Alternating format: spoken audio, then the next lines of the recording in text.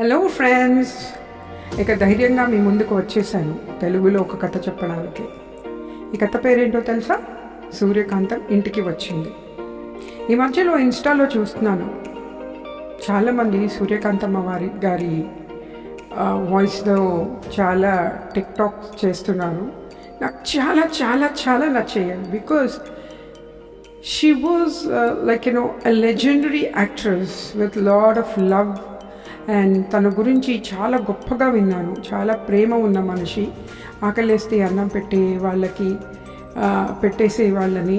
So అలాంటి వాళ్ళ గురించి కూడా వీళ్ళు ఇంత మంచి, అంటే ఈ మోడర్న్ జనరేషన్లో ఆమెని ముందుకు తీసుకొచ్చి ఇలా చేస్తున్నారు, టిక్టాక్స్ చేస్తున్నారు అంటే అప్రిషియేట్ దెమ్.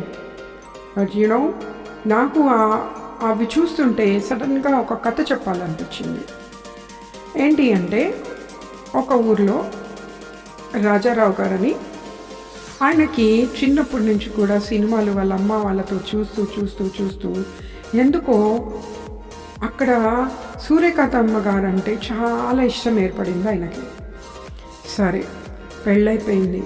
పెళ్ళి టైంలో ఆయన వెతుక్కున్న అందమైన అమ్మాయి కావాలి నాకు, తనకి చాలా పొడుగు జుట్టు ఉండాలి, లేదు అంటే ఆ రోజులలో ఏవైతే క్వాలిఫికేషన్స్ వాళ్ళు ఎంచుకునే వాళ్ళు అలా ఎంచుకోలేదు. ఆయన ఒకటి చూసుకున్నాడు, నా భార్య పేరులో సూర్య అయితే సూర్యకాంతం, సూర్యప్రభ ఇలాంటివి ఉండాలి అని కోరుకున్నాడు. మొత్తానికి సూర్యప్రభ గారు దొరికారండి. పెళ్ళైపోయింది. పెళ్ళయ్యాక వాళ్ళకి 3 పిల్లలు పుట్టారు.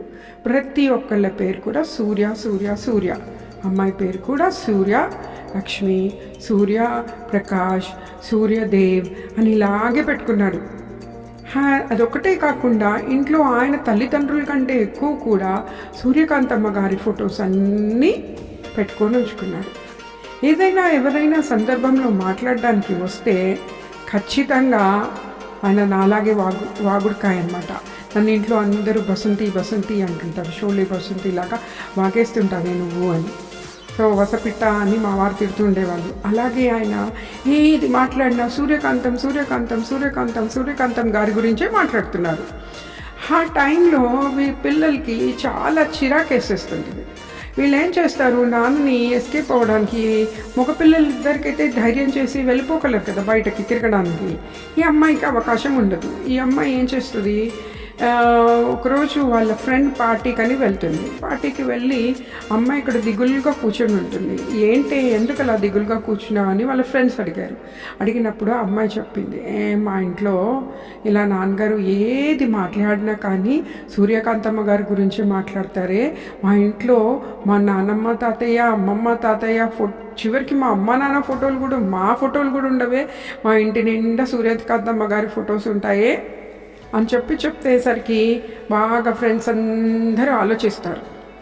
సరేలే పోలేవే, బాధపడకు, మేమే ఎప్పుడన్నా వచ్చి ఏదో సాకు చెప్పి నిన్ను తీసుకొని వెళ్ళిపోతాం, నిన్ను మా దగ్గరికి తెచ్చుకుంటాంలే అని అంటారు. సరే, ఆ రోజు వాళ్ళ పార్టీ అయిపోయాక అమ్మాయి వెళ్ళిపోయిన తర్వాత ఒక వారం రోజులు అయిన తర్వాత హడావిడిగా ఉంటుంది ఇల్లంతా. ఏంటబ్బా అని అమ్మాయి లేచి చూసేసరికి వాళ్ళ నాన్న ఎంత హడావిడి చేస్తూ ఉంటాడు అంటే అసలు చెప్పలేనంత హడావిడి చేస్తూ ఉంటాడు. ఏంటి, సూర్యకాంతమ్మ గారు ఇంటికి వస్తున్నారు, అచ్చం ఆవిడలాగే ఉన్నవాళ్ళు ఇంటికి వస్తున్నారు. ఎవరావిడ, ఎందుకు వస్తున్నారు అని తెలీదు నీకు నాన్న, వాళ్ళెవరో నీకు తెలీదు, ఆమె ఎవరో నీకు తెలీదు, ఆవిడ ఎందుకు వస్తారంటే, లేదే నాకు నిన్న వీడియో కాల్లో మాట్లాడారు, నేను వస్తున్నాను రా అని చెప్పారు. కాబట్టి అందుకే ఆమె కోసం ఈ లోపల ఆవిడ ఇది జరిగింది ఆంధ్రలో, కాబట్టి ఆంధ్రాలో రిక్షాలు గుర్తున్నాయి కదా, ఒక్కసారి ఆమెను ఊహించుకోండి, సూర్యకాంతమ్మ గారు ఆ రిక్షాలోంచి ఎలా దిగి ఉంటారో. అలాగే, ఒరే ఏంట్రా ఇవన్నీ ఇంటి ముందు పడేశావు, నీకు బుద్ధి ఉందా అసలు అనుకుంటే ఇంట్లోకి వచ్చేసి ఆ ఫోటోలని ఇంత పిచ్చి అనమాట నేనంటే. అందుకే నేను అక్కడ పైలోకంలో ఉండలేక ఇదిగో ఈ రూపంలో వచ్చినట్టున్నాను నీ దగ్గరికి. సరే ఇంతకీ నా గదేది అని అడిగింది.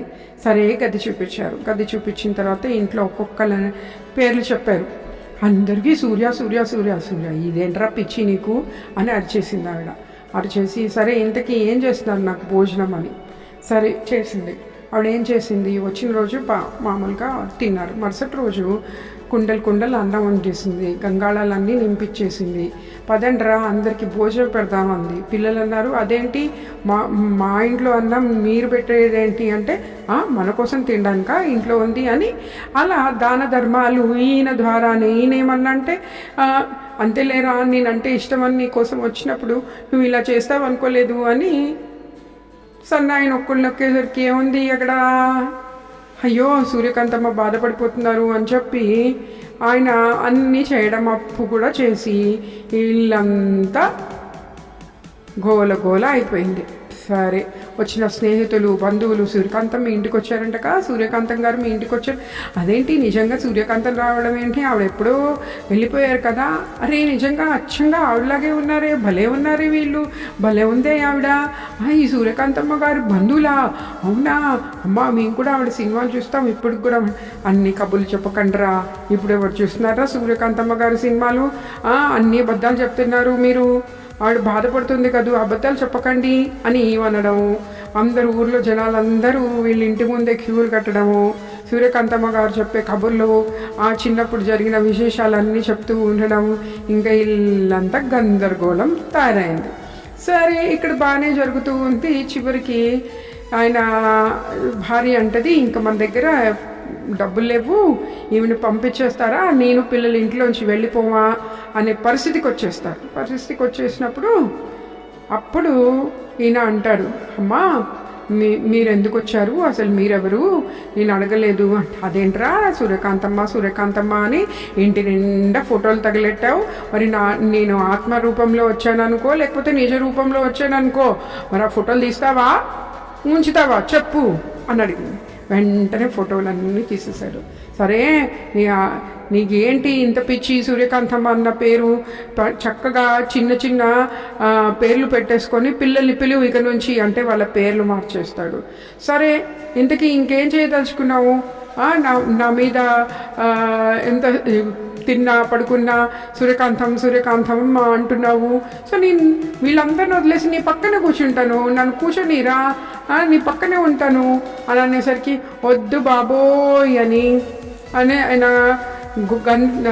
గోల చేసేసరికి చివరికి ఆవిడంటది, సరేలే ఈసారికైతే వెళ్ళిపోతాను కానీ గుర్తుపెట్టుకో, ఇంకొకసారి మాత్రం సూర్యకాంతం అని ఊరికే నన్ను పిలవకు, పైనుంచి ఊరికే పైకి కిందకి నేను రాలేనబ్బా, ఎంత ప్రేమగా పిలిస్తే అంత త్వరగా వచ్చేదాన్ని నేను అని చెప్పి ఆవిడ వెళ్ళిపోయిందండి. ఇల్లంతా నిశ్శబ్దం అయిపోయింది. సరే ఆ రోజు సాయంత్రం వాళ్ళ అమ్మాయి బయలుదేరి వాళ్ళ స్నేహితులకి ఈ విషయం చెప్పడానికి వెళ్ళి కూర్చొని ఇక అందరూ కూర్చొని అమ్మాయిలందరూ పగలబడి నవ్వడం మొదలుపెట్టారు. ఇంతలోకే అసలు ఆ సూర్యకాంతమ్మ ఇక్కడికి వచ్చింది, ఆ వేషం అంతా తీసింది. ఇంతకీ అమ్మాయి ఎవరు, ఈ అమ్మాయి వాళ్ళ సూర్యప్రభ వాళ్ళ స్నేహితురాలు అమ్మాయి అంది. ఇంకో వదిలిందానే మీ నాన్నకి సూర్యకాంతమ్మ గారి పిచ్చి, మరీ లేకపోతేను ఎంతసేపు మిమ్మల్ని వదిలేసి ఆవిడెక్కడో ఉన్న ఆవిడకి తీసుకొచ్చి మొత్తానికి అంటే ఫ్రెండ్స్ అందరు అంటారు, నువ్వు చాలా బాగా నటించావే, నీకే రావాలి సూర్యకాంతమ్మ గారి అవార్డు, నిజంగా ఎంత అద్భుతంగా నటించావు అని సూర్యప్రభ ఇంట్లో జరిగిన విశేషాలన్నీ వాళ్ళ ఫ్రెండ్స్కి చెప్తుంది. అందరూ చాలా అమ్మాయిని పొగిడేస్తారు. అదనమాట సంగతి. ఇక్కడ ఏం జరిగింది అంటే ఈ అమ్మాయి ఏడుస్తుంటే వీళ్ళు బాధపడి ఎంతసేపు టిక్ టాక్ చేసే ఈ సూర్యకాంతమ్మ గారిని తీసుకొచ్చేసేసి, నువ్వు ఇలా చెయ్యమ్మా మా కోసం ఒక చిన్న సహాయం చెయ్యి అని చెప్పి తీసుకొచ్చారు. మొత్తానికి ఆ సూర్యకాంతమ్మ ఈ ఇంట్లో ఉన్న వాళ్ళ నాన్నని అద్దరు కొట్టేసి ఫోటోలన్నీ పీకిచ్చేసి పూర్తిగా ఇక వాళ్ళ నాన్న మనసులోంచి సూర్యకాంతమ్మ గారిని తీయించేసింది. సరే అండి, ఎవరికైనా ఒక హీరో కానీ హీరోయిన్ కానీ ఎవరన్నా వ్యక్తి మీద అభిమానం ఉండొచ్చు, మరీ ఇంత వెర్రి వ్యామోహం మాత్రం ఉండొద్దండి బాబు, సరేనా? నేను చెప్పేది అందరికీ ఒకటే, వాళ్ళు గొప్ప వాళ్ళు అయిపోయారు, వీళ్ళు గొప్ప వాళ్ళు అయిపోయారు, గ్రేట్ పర్సనాలిటీస్ అయిపోయారు, గ్రేట్ యాక్టర్ అయిపోయారు, గ్రేట్ ఆర్టిస్టులు అయిపోయారు, అది చేశారు ఇది చేశారు కాదు. మనం మన కోసం ఏం చేసుకున్నాం, మనం నలుగురికి ఏం చేస్తున్నాం అన్నది గుర్తుపెట్టుకొని ఆ విధంగా అడుగు ముందుకేయండి. ఓకేనా?